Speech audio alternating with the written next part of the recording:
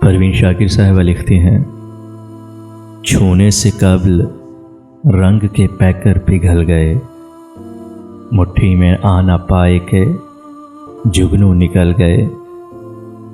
फैले हुए थे जागती नींदों के सिलसिले, आंखें खुली तो रात के मंजर बदल गए।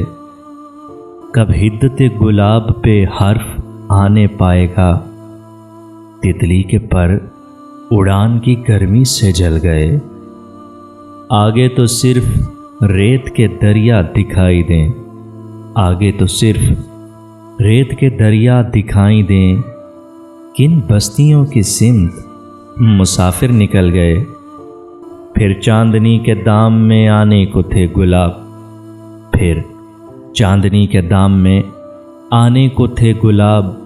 सद शुक्र नींद खोने से पहले संभल गए, छूने से कबल रंग के पैकर पिघल गए। मुट्ठी में आ न पाए के जुगनू निकल गए।